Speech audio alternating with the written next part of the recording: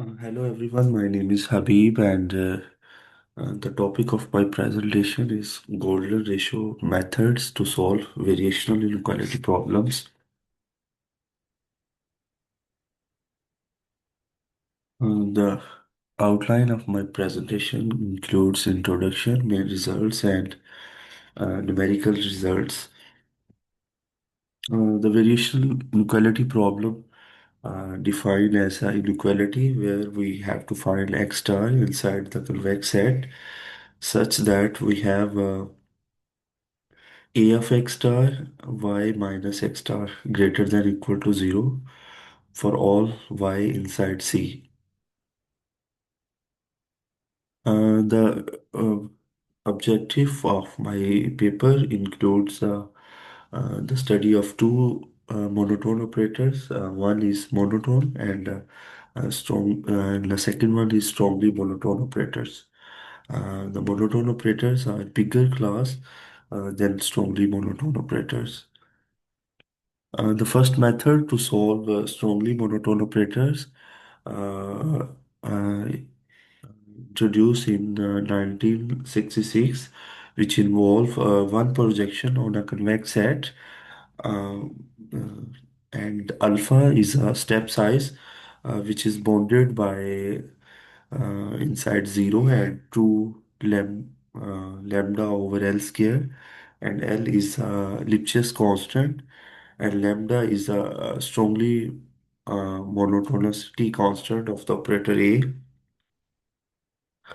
And the second method uh, is the very famous two-step extragradient method used to solve a monotone variation inequality problem, and it involves two projection on a convex set, and step size is bounded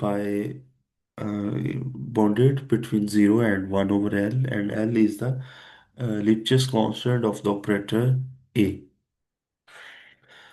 The geometric interpretation of the extragradient method, the first projection on a C, and then we have a second projection on a C, and we have xk plus 1. There is another modification of two-step extragradient method, which is a subgradient extragradient method introduced by Sensor, and in which the second projection replaced by half space projection, which can be calculated explicitly by using some formula rather than solving the optimization problem. And the half space defined by TK, and we have this formula for half space, and the geometric interpretation of a subgradient method, the first projection on a C and the second projection on a half space. And then there is another modification of this method where both projections replaced by half space projections, and the half space defined with the help of CK, and CK defined like this way.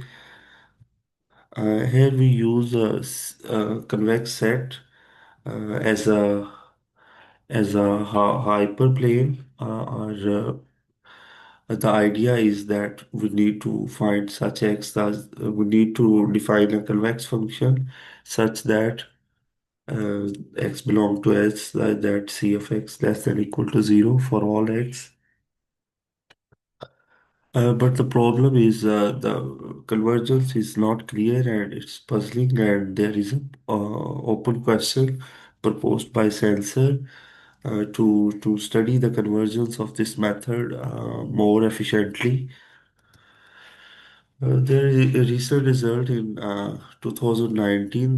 They solved this problem and answered partially using inertial technique with the step extragradient method. They use a monotone operator, Lipschitz continuity, convexity of C, continuous differentiability function, and Gothic differential Lipschitz continuous. But still, there are some restrictions or limitation that those methods required prior knowledge of the Lipschitz constant of the operator as well as the Gothic derivative Lipschitz constant of the operator, and also we obtained a weak convergence. So, so there is a question that how we remove these condition and how we obtain the strong convergence of this method. So we our contribution involve two methods. The first one involve golden ratio method, and the second one is that provide weak convergence. And second one involve inertial step which help to obtain the strong convergence. And we also have a self-adaptive step size that does not require the prior knowledge of the Lipschitz constant of the operator as well as the uh, Gothic derivative. We also apply those methods in signal and image restoration problems. We have taken these four conditions to prove the convergence of the sequence. This is our first method, which is include golden ratio method. We have some initial step, and then the first step is a golden ratio, like a golden ratio update. Then we construct a half space. Then we have the first projection on a half space, the second projection on a half space, and then we calculate the adaptive step size to update the step size evaluation. The first result is about the boldedness of the step size and also lead to prove that the step size generated by this formula is well defined. The second result is important regarding the to improve the boundedness of the sequence, and this lemma is important in terms of the convergence analysis of both algorithms. So we have this lemma. Then we have weak convergence result that the sequence is bounded and as well as the weak convergence in a weak topology of the Hilbert space H. Then we prove the odd linear rate of convergence of this algorithm by using a strongly monotone condition rather than the monotonicity of the operator. And we have include the result regarding the odd linear rate of convergence. Then we have strong convergence method. We have initial step similar to the previous one. Then we have the first steps is a inertial step, which is different from the previous method, and it helped to prove the strong convergence of the method. Then second step is the half space construction. The third and fourth step involve the projections on a half space. Then we have the fifth step, which help to find the step size for the next iteration. And the advantage of this method is to help to give us a strong convergence. So by using this method, we prove that the sequence is bounded and also strongly convergent. Uh, and it has an advantage over the previous method that it provide strong convergence rather than weak convergence. Then we have a numerical part, which is an important part in our paper. We consider our two methods and we separate into two parts. Like we have weak convergence comparison and then strong convergence comparison. Algorithm 1 compare with Ma and Gao methods, and algorithm 2 compare with Alcoa methods, which that is also strongly convergent. This is one first example. We take a finite dimensional variational inequality problem, and we take different dimensions, and we see how the dimensions affect the iteration code and CPU time. We take three dimensions like 5, 10, and 20, and we take two matrices, iteration count and CPU time. We have the convergence rate. Our algorithm one is 38.2 percent required fewer iterations compared to MA methods, and then 26% faster than cow method. And the second method is 45.8% required less iteration compared to the previous method. Even in CPU time, in all five dimensions, our both method performs better than previous existing method. In terms of scalability, we have our method is the itration count is increase as the dimension increase with these formulas 1 power 1.3 and then 1.6, and in the summary we have 40% overall, the average 40% required fewer iteration and 30% improvement in the runtime. These are the tabular values regarding these results. And these are the graphical interpretation of these results.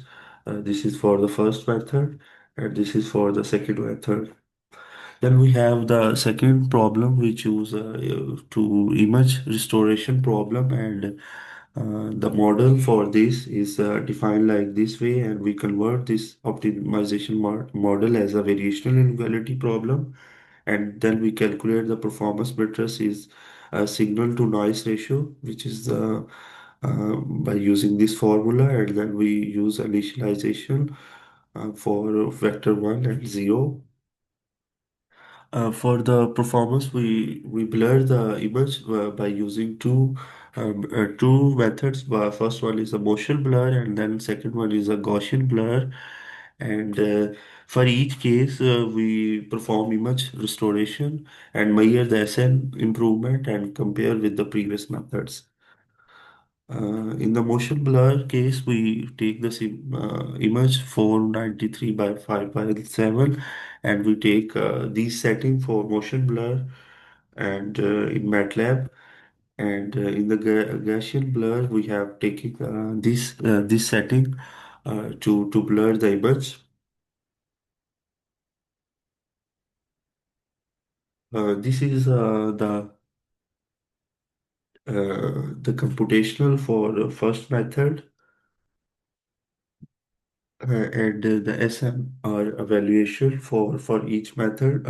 For the first case, we have both blur and their corresponding values, time and SNR value. And we have this performance algorithm one is 12.9% better than first method, and their DBSN value is 3.3 3.3 have higher value than previous two methods, and even in the CPU time it is better. For second method, we also have a tabular. This is a strong convergence method, and it also perform better than existing method in both blur cases. This is some graphic representation for the motion blur only. That we have original image, then we have a motion blur image, then we have uh, restoration by each method. Uh, and this is for the second method using the motion blur and their SNR and SNR CPU time. That's all. Thank you very much.